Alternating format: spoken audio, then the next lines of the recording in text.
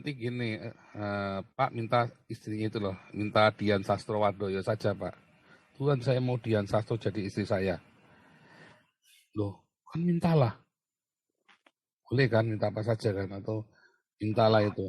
Bisa nggak dikasih? Kan mintalah, pasti akan dikasihkan. Jadi ayat itu nggak boleh bertolak belakang dengan ayat lain, Pak.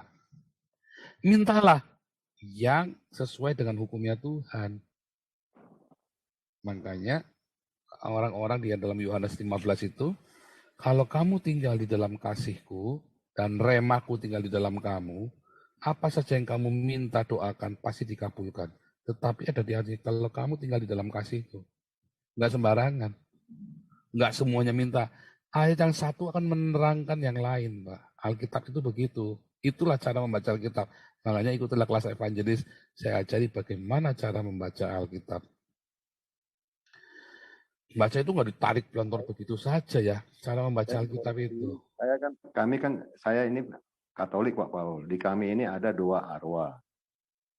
Jadi kita juga minta kepada Tuhan supaya orang yang sudah mendahului kami biar diselamatkan nanti pada hari kebangkitan. Gitu Pak Paul dasar dari kami ya, sebagai orang Katolik. Tapi nggak bisa, karena ayatnya sudah nggak ada.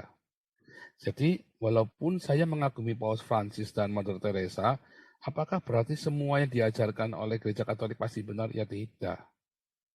Harus kita seleksi, karena Gereja Katolik adalah warisan dari dogma ratusan, bahkan hampir 2000 tahun, yang asalnya sudah terjadi penyimpangan. Ya, makanya beberapa kali dirombak. Tetapi tidak semua orang Katolik percaya doa arwah loh. Bisa arwah itu kan. Enggak, karena firman Tuhan lebih jelas lagi ngomongnya nih ya, nih ayat 7 nih. Saya bagi ya.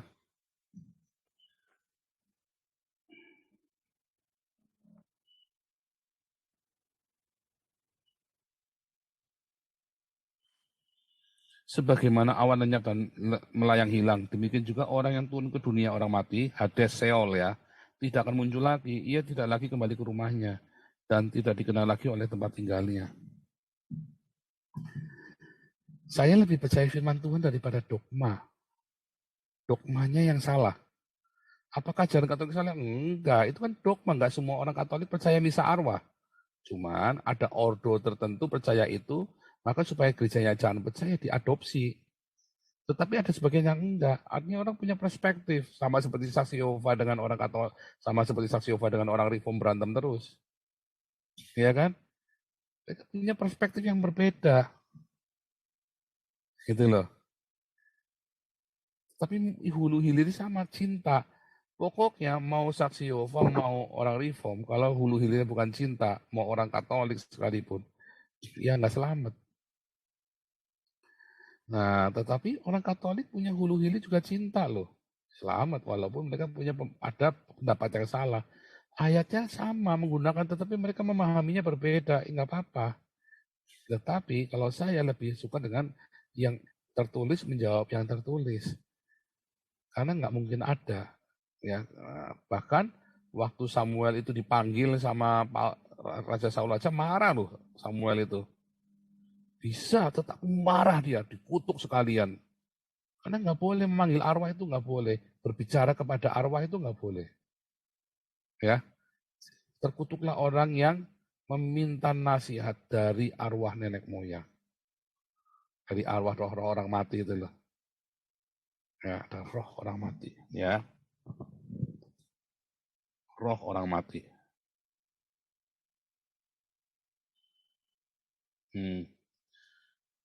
Lihat ya.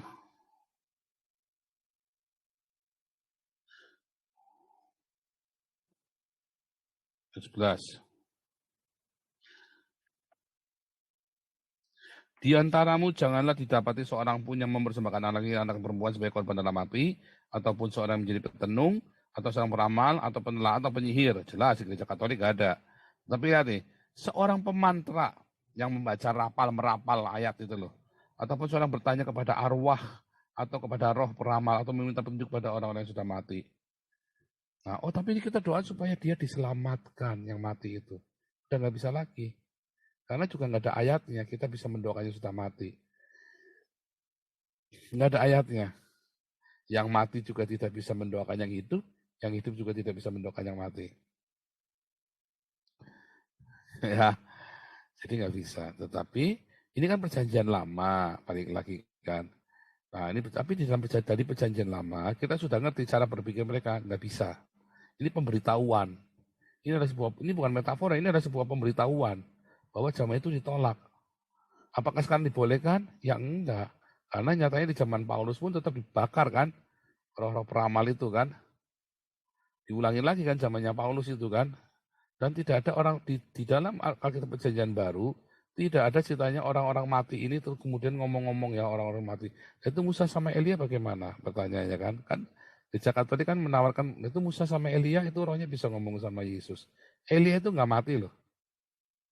Lah Musa gimana? Apakah Musa itu mati? Nah, pertanyaannya. Maka matilah Musa. Ya kan? Sebut. Satu, kita tahu Elia nggak mati. Ya kan? Ya, dia bicara rohnya Elia dengan. Nah, bagaimana dengan Musa? Rohnya Musa, itu kan waktu Yesus di gunung itu kan bicara. Tapi balik lagi, apakah Yesus meminta nasihat kepada Musa? Enggak. Ya, apakah Yesus berdoa? Enggak. Artinya di dalam tubuh kemuliaan kepada kemuliaan yang melintasi. Ya kan? Bukan para rasul nggak ada loh yang ketemu orang mati loh. Nah, balik lagi tadi ya. Jadi menurut saya, menurut Alkitab ini yang saya baca, jelas ayatnya, nggak bisa. Nah kalau ada yang ngalami kayak saya nih, ketemu dengan ayah saya dan opa saya, itu adalah sebuah fantasi, sebuah deskripsi dari alam bawah sadar saya yang menjadi, yang mampu saya visualkan. Saya sering ya ngimpi ketemu papa saya ya. Saya malah sampai sekarang belum pernah ketemu mama saya loh. Dari mami saya meninggal 5 Desember sampai hari ini saya belum pernah ketemu mami saya loh. Ya, belum pernah ketemu mami saya. Papi saya bolak-balik saudara. Temu dalam mimpi itu saya sering diimpeni sama papi saya. Apakah itu papi saya? Tetap bukan. Karena kedekatan saya amat dekat dengan papi saya. Ya di waktu masalah saya dalam masalah-masalah yang luar biasa, papi saya sering datang. Ya, sering datang dalam mimpi. Artinya apa? Nasihat itu dalam mimpi itu didatangi, dikeluarkan di dalam bentuk alam bawah sadar itu divisualkan. Tapi apakah itu papi? Bukan. Bukan. Ya, kayak saya nih waktu saya dikasih penglihatan surga. Apakah badan saya ke surga? Enggak mungkin. Alkitab sudah jelas bilang. Kemudian secara akal sehat saya juga bilang enggak ada. Badan saya masih di bumi. Yang ada adalah penglihatan. Artinya alam bawah sadar, karena saya banyak membaca Alkitab, saya punya remat, kemudian tervisualkan di situ penglihatan itu. Itu penglihatan yang kudus, yang jarang orang bisa. Jarang orang diberi itu. Sama juga pengalaman ketika ketemu orang yang kita cintai yang meninggal. Ada orang-orang, ada khusus orang indigo yang pemanggil medium arwah. Itu terkutuk ya. Hidupnya itu kan terkutuk, tidak baik nanti. Nah, tetapi apakah itu arwah benar? Oh bisa, kayak Raja Saul manggil arwahnya Samuel. Bisa, bukannya nggak bisa, tetapi itu terkutuk, itu dilarang. Gitu ya Pak. Hati-hati. Tapi kalau misal arwah mau dilakukan, ya lakukan saja kalau Anda percaya itu. Dosa nggak? Ya enggak, bukan masalah dosa nggak dosa. Cuman kalau buat saya, percuma. Gitu loh. Manusia itu ya sekarang. Dari mana misal arwah itu? Karena waktu itu orang-orang Katolik bercampur dengan orang-orang Islam, banyak berinteraksi. Ya orang Islam itu membaca Yasin buat orang mati. Lalu orang Katolik kan berpikir sama juga kan, karena mau saingan kan. Bisa begitu. Misal arwah itu dari zaman kapan sih? Nah, itu kan mesti kita cari. Saya nggak tahu mulai sejak kapan. Apakah dari dulu? Enggak. Tradisi di dalam Katolik itu ditambahkan dalam tiap masa ke masa loh. Bukan dari zamannya para rasul apa sudah begitu. Nggak ada para rasul misa arwah. Itu ditambahkan semua tradisi dalam gereja Katolik itu. Termasuk di dalam gereja karismatik, gereja semua gereja. Ya, nggak ada yang asli dari zamannya Yesus, cuma nggak ada. Karena tradisi dari Yesus dan para rasul itu mereka yang Yahudi ritualnya di bait suci. Begitu bait sucinya nggak ada, ya ritualnya mereka udah nggak punya ritual lagi. Makanya dikatakan di dalam Matius 24, ya di dalam Daniel 9, raja itu akan menghapus korban sehari-hari. Artinya ritual-ritual itu nggak ada. Digenapi dalam Efesus 2:15. Dengan matinya Yesus kayu salib, ia membatalkan seluruh hukum Taurat dan ketentuan di dalamnya. Kita sudah nggak mengenal ritual, karena ritual itu adalah rohani kita, roh kita. Bukan badan kita yang melakukan tindakan-tindakan fisik, ritual, dan simbol-simbol. Gitu ya. Tapi kalau mau dilakukan, ya boleh kalau Anda merasa nyaman dengan itu. Tapi kalau menurut saya, dan saya tidak akan mengajarkan itu. Tetapi saya tidak menentang, cuman saya nasihati. Kalau Anda terkunci, disandra dengan ritual, imanmu nanti akan bantut. Imanmu itu akan ketemu dengan delusi. Lepaskan diri dari ritual, kamu akan merdeka. Akan ketemu Tuhan yang sejati. Mengapa saya mengalami perjumpaan dengan Tuhan? Kayak saya lepas, prosesnya sakit ya, saya lepaskan dogma, saya rontokkan semua dogma-dogma dalam pikiran saya. Maka saya kemudian Tuhan Yesus menemui saya. Karena terlepas dari dogma, kalau saya masih diikat dengan dogma, maka saya akan ketemu dengan Yesus ilusi. Karena saya batalkan semua ritual dan itu ritual-ritual dan ritual, makanya saya nggak ngalami lagi, saudaraku. Oh iya benar ya, Fransisi ya, saya baru ingat ya, itu mulai dari sembahyang untuk mendoakan para arwah itu ya, di dalam kitab Tobit itu ya, dalam kitab Tobit itu mendoakan arwah-arwah itu ya, dikatakan demikian ya, kitab Tobit. Tetapi para rasul dan Yesus tidak pernah melakukannya ya, karena ada sekte-sekte, makanya orang-orang Saduki bertentangan kan. Kitab Tobit itu kan zaman tahun 250-an ya, tahun 150 atau tahun 200-an itu, kitab Tobit itu ditulis, dan itu sudah dimasukkan di dalam kitab suci, hanya sebagai sejarah. Tetapi apakah gereja melakukannya? Enggak, gereja tidak melakukannya. Ya, gereja tidak melakukan misa arwah, enggak pernah. Para rasul, buktinya para rasul enggak pernah mendoakan arwah-arwah itu, saudara. Itu kakaknya memiliki kaku bahasa roh, kayaknya yang itu Pak Paul. Nah itu salah itu. Kebenaran aku kayak mana itu Pak Paul? Terima Kan kasih ayatnya Pak Paul. tadi kan yang kita baca tadi kan, Wahyu 7 tadi kan. Ya. Ya.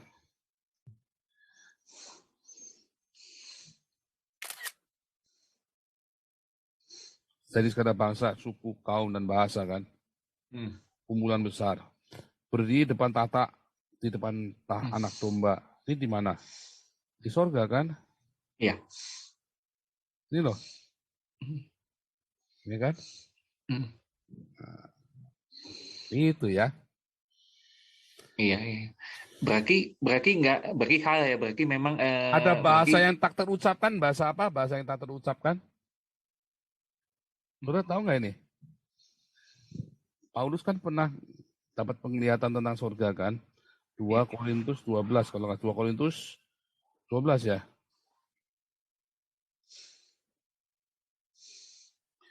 Ini Paulus surga, terus ya lihat apa nih? Lihat ya.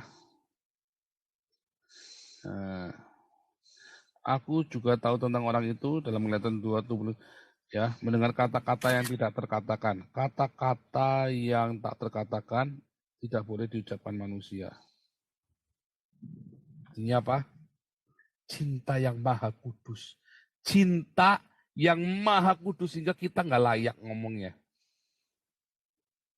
Dan ya, sebuah bahasa cinta yang maha kudus itu hanya milik penghuni surga yang sudah selesai, tuntas, yang sudah tidak ada lagi kenajisan. Dia boleh ngomong tentang cinta yang maha kudus. Saya hari ini ngomong cinta yang maha kudus, ada nodanya. Semua kalian semua, karena kita masih dalam darah dan daging. Nggak sempurna cinta kita. Ya kan? Itu kan bahasa cinta yang maha kudus. Bahasa cinta. Itulah bahasa cinta. Ada berbagai macam bahasa, tetapi mereka mengerti semua karena mereka punya bahasa cinta yang maha kudus yang tidak terucapkan dan tidak boleh diucapkan sembarang orang. Itu bahasanya maha kudus. Cinta itu kudus banget itu ya. Salah ya si Talita, itulah bahasa cinta. Tapi jelas ayatnya Wahyu 7 tadi. Dari segala bangsa, suku, kaum, dan bahasa. Jadi banyak etnik. Dan itu indah. Apakah orang yang hidungnya besar itu pasti jelek, orang-orang negro itu? Belum tentu. Tony Daud salah ya, makanya saya kan dari dulu bilang, Tony Daud ini adalah pengajar sesat, saudara. Jangan dengarkan dia. Dia nggak pernah ajari Anda untuk berdiakonia dengan militan. Dia ajari Anda untuk mendukung Gilbert, saudara. Ya, dia makin dia tidak melakukan kehendak Tuhan. Saya langsung tuh poinnya karena saya disuruh Roh Kudus ya untuk kasih tahu Anda hati-hati dengan pengajar-pengajar sesat sihir dalam gereja. Itulah Tony Daud. Ya, sihir baik.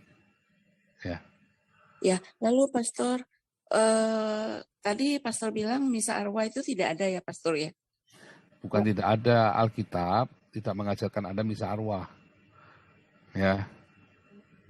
Terus kalau berarti hubungan manusia yang sudah dipanggil itu sudah selesai, itu urusan Tuhan ya Pastor ya? Urusan Tuhan.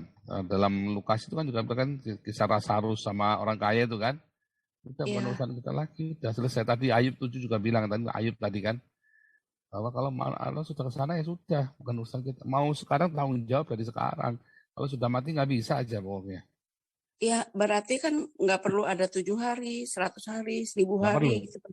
Nggak perlu. Saya, mami meninggal, nggak ada 7 hari, nggak ada 100 hari, nggak ada. Nah, kalau begitu, kalau tradisi cengbeng itu gimana, Pastor? Ya nggak apa-apa. Rayakan aja. Kan, saya kan orang Konghucu, saya merayakan cengbeng. Tetapi bukan karena meninggalnya mami, bukan, nggak ada urusannya. Bukan karena arwahnya. Karena itu adalah budaya. Ya kayak tadi misa arwah, mau lakukan ya boleh-boleh saja.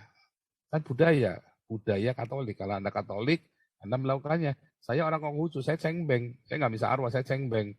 Apakah saya mendoakan mami saya? Enggak, saya mengenang mami saya. Betapa tangan yang keriput itu, ya. Tangan yang, saya sempat ya, mami waktu sakit itu tangannya keriput, udah tua, lemah gitu ya. Saya ambil tangannya ya, saya tempelkan di pipi saya. Ya, terus saya bilang, tangan ini yang bekerja untuk kasih nafkah saya dulu waktu saya kecil. Oke, Pastor, pertanyaan terakhir nih Pastor, kembali ke pertanyaan awal yang tadi hubungan manusia itu selesai ketika salah satu sudah dipanggil. Lalu suka ada basa-basi gitu loh Pastor, narasi orang gini, nanti sampai ketemu di surga ya papi atau apa gitu loh kan. Ya, berarti itu kan?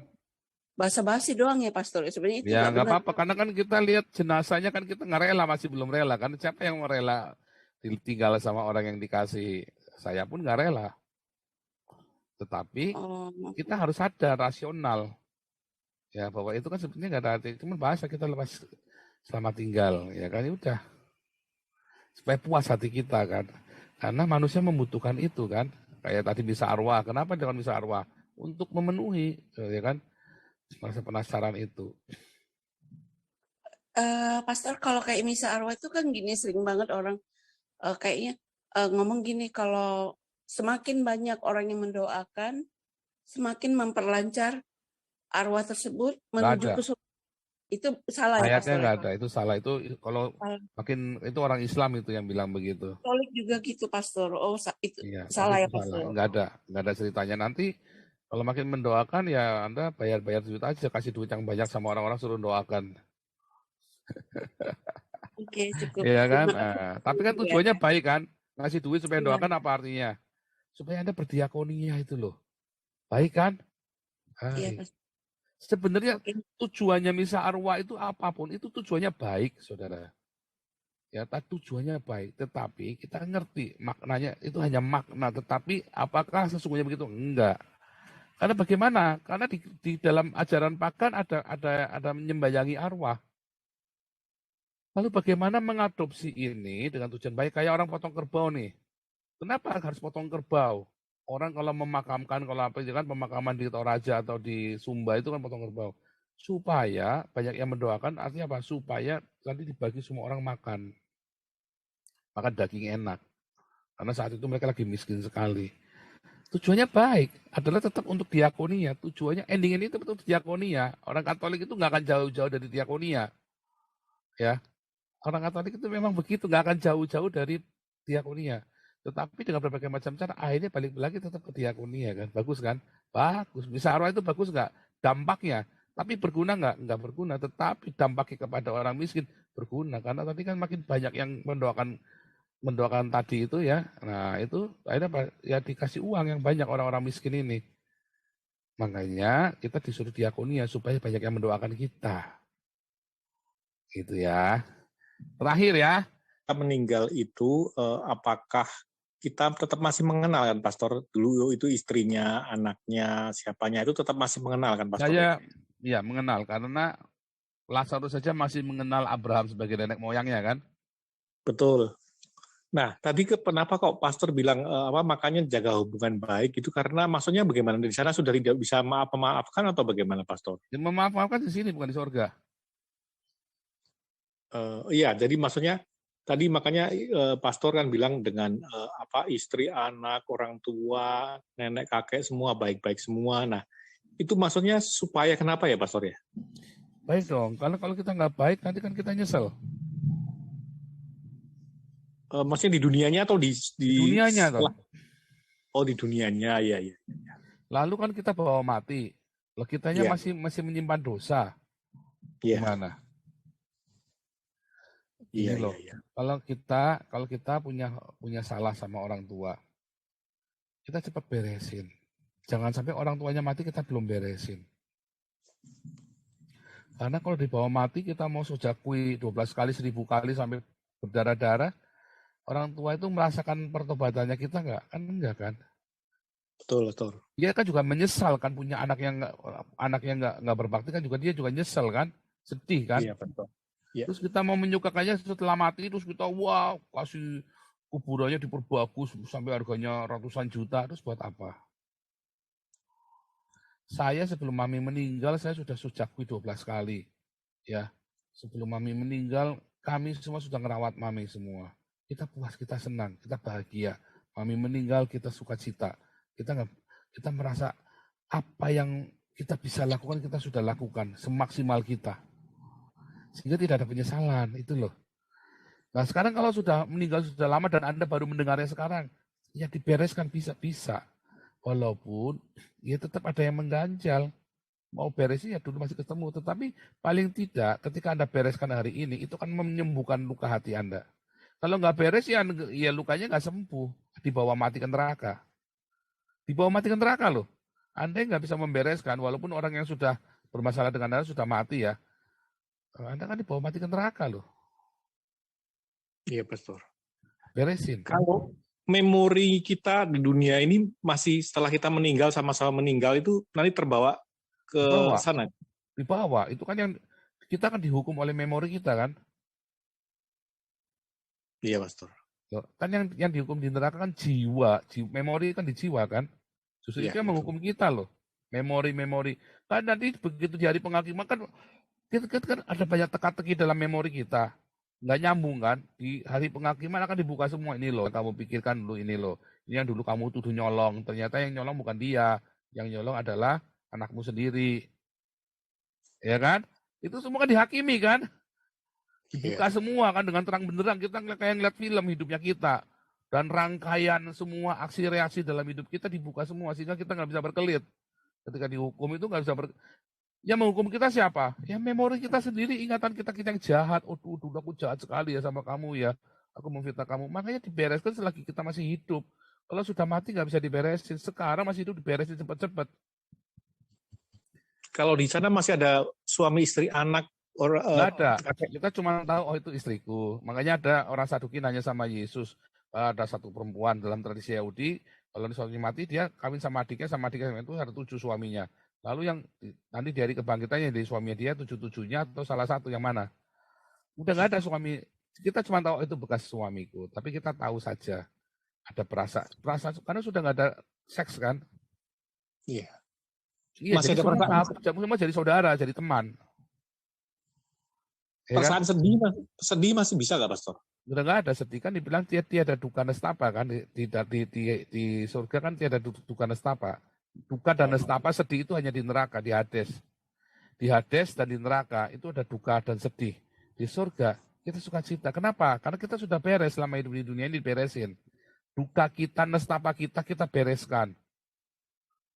Anda yang masih berduka karena kematian seseorang sampai hari ini bertobat ya, cepat beresin. Beresin loh. Ya. Ya, baik Pastor. Beresin. Terima kasih, Pastor. Berdamai. Tuhan sudah ulurkan perdamaian itu. Ya, saudara, bereskan ya hubungan-hubungan Anda dengan orang tua, ya dengan handai tolan ya, bereskan. Kalau mereka yang memusuhi ya udah, tapi jangan Anda yang memusuhi. Sekalipun mereka sudah jadi Islam dan mengkhianatimu, mereka adalah keluargamu. Tuhan izinkan mereka menjadi darah dagingmu. Sekalipun ada dikhianati, mereka sudah jadi Islam, sudah mengkhianat ya. Darah daging ini saya lagi cerita ya keluarga. Adalah supaya Anda memelihara dan menjaga mereka. Didoakan. Orang tua maupun anak-anak.